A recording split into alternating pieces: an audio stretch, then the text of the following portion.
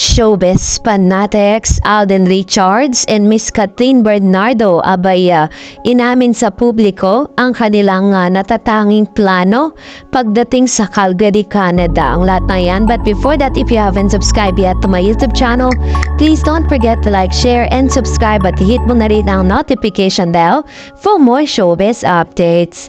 Bago tayo magpatuloy sa ating updates for today's video, nais ko po muna of course magpasalamat sa lahat ng mga legit na nagmamahal, sumusubaybay at lagi pong nakatutok sa ating mga updates. Maraming salamat po sa inyong panunood. And for today's video, kung hindi nyo pa napanood yung ating pong latest updates kung saan si Alden at Catherine ay nakatakda na nga magkita, no? So, confirm po natin yung with our other channel.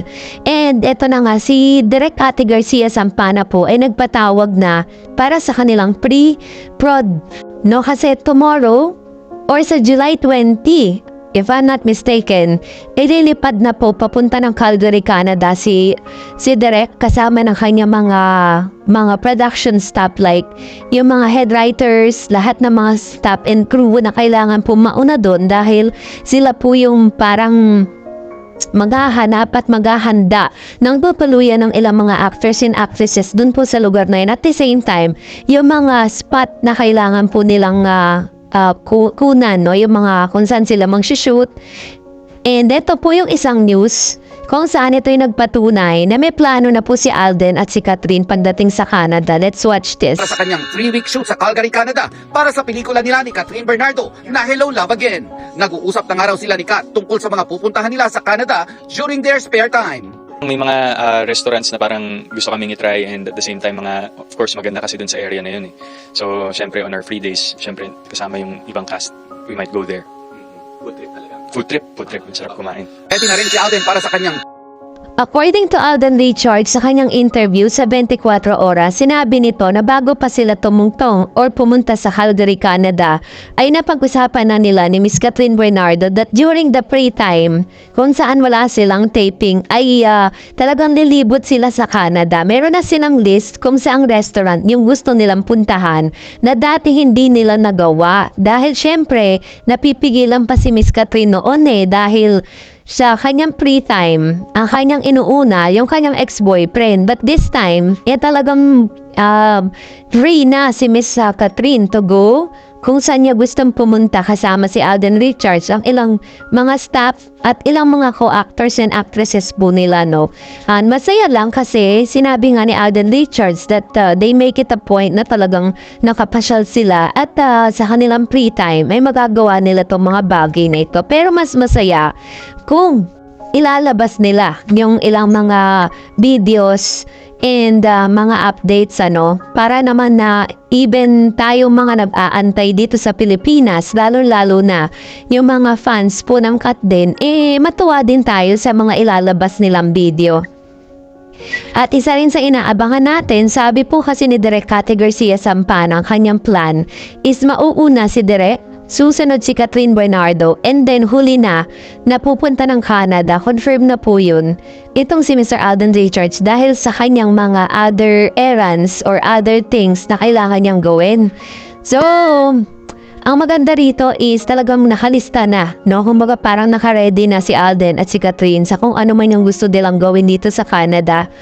And yun yung mga kaabang-abang talaga na pwedeng mangyari. Kaya totoo talaga yung ilan sa mga sinasabi ng mga showbiz outlets na kapag uwi ni Alden Richards at ni Kathleen Bernardo ay may good news na silang dala-dala para sa lahat ng mga fans ng Kat din, Kahit na sinasabi po ng PEP, kasi kahapon po naglabas ng article ang PEP, sinabi nila na meron daw isang parang isang private guy or non-showbiz guy na pinopursue ang isang Kathleen Bernardo. Sinasabi dito na aside from Alden Richards, isa rin ito sa mga nanliligaw kay Miss Catherine. Kinumpirma po ng ilang mga writers at source po ng naturang showbiz news na pumupunta pa raw di umano ito doon po sa mansyon ni Miss Catherine para umakyat ng ligaw. Ganon ka, no? Pero ayaw naman nila maglabas ng any information kung sino yung tinutukoy na non-showbiz guy. So, ang may sasagot na lang dyan is may the best man win, diba, at the end. So anyways, basahin natin yung mga komento ni Ma'am Shiberji Pamposa. Sabi niya, "Hi Ma'am Dars, thanks again for your update about Miss Catherine and Alden, cut then forever. Ma'am Dars, ang lakas kasi ng sex appeal ni Miss Catherine at kahit saan siya magpunta, dinudumog siya. Kaya ang dami nagkakagusto at gusto makatrabaho siya. Ano kaya ang nararamdaman ni DJ, no, sa kasikatan ni Miss Catherine? Talagang sinayang niya ang martir na pagmamahal ni Miss Catherine sa kanya. Pero kahit anong daanon ang nangyari, yan. So, minsan ganon din tayo napapaisip tayo, ano kaya may nararamdaman ni Mr. Daniel, diba? Kasi maraming beses na sinasabi ng ilang mga source na parang mini-win back pa rin ni Daniel itong si Miss Catherine Bernardo kasi parang umaasa pa rin siya na dun sa space na binigay niya kay Miss Catherine magkakabalikan pa rin sila. Pero parang sa mga statement kasi ni Miss Catherine, parang imposible na rin na mangyari dahil ang dami niya na rin po mga statement na binanggit. Although hindi man niya tahasan na sinabi yun sa kanyang ex-boyfriend. Pero, if you're going to read between the lines, diba, makukuha mo, magigets mo na eh. Sabi niya, pero kahit ganun nangyari sa kanila, bravo ka, Miss Kat, dahil inalis ka kay DJ, kasi ilang beses kanya niloko at lagi mo siyang pinapatawad. Si DJ, napanood ko kasi sa interview ni DJ, kay Tito Boy Abunda, yan ang sinabi ni DJ. But anyway, God is binigyan ka ng perfect man, Miss Catherine. God bless you both. Andito lang din ako to support you, Miss Catherine. We love you both, Kat then forever. Napanood ko po yung interview na yon with Mr. Boy Abunda and Daniel Padilla. Sinabi niya doon na one of the hardest thing na pwede mangyari sa'yo is yung hindi ka mapatawad. No, yun eh. Sabi ni Ma'am Shiberji Pamposa, Manaway, Ma'am Dars, bago sila punta sa Canada, magkaroon ulit sila ng sequel, no? Ay maraming mag-aabang. Diyos mio, natatanggal ang pagod ko kay Miss Catherine eh. Pag nakikita ko mga update niya, mga posts, lalo nag-glowing si Miss Catherine. Diyos mio, Ma'am Dars, sobrang ganda niya ngayon. Ibang-iba si Miss Catherine na siya kasi nakalaya na siya sa sobrang conservative sa buhay ni DJ. Ang ganda ni face ni Catherine. Actually, nung bago pa lang ng hiwalayan nila, talagang bumagsak yung katawan ni Kat. Kitang-kita mo talaga sa shoulder niya na talagang sobrang payat. At tinamin naman ni Mami Minyo na talagang hindi nagkakahain tas hindi natutulog, iyak ng iyak. Kahit naman talaga sino papayat pag ganun, diba? And sabi pa niya, lalo ang kanyang mata para sa akin, parang mata ng Virgin Mary. Sabi nga ni DJ, kahit hindi na raw mag-ayos si Miss Catherine, napakagandang babae yan. Sabi ni DJ, anyway, thanks Ma'am Dars again, God bless you. And God bless Kat then forever, no?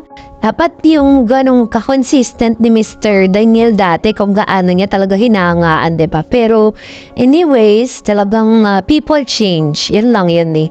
Nagbabago talaga ang tao. Wala talagang consistency. But anyways, maraming salamat po sa inyong mga komento. Please mag-comment lang kayo sa comment section natin. And that's it for today. For more videos and updates, please don't forget to like and subscribe. And please don't forget to follow my Facebook page, Dark Eds TV. God bless everyone!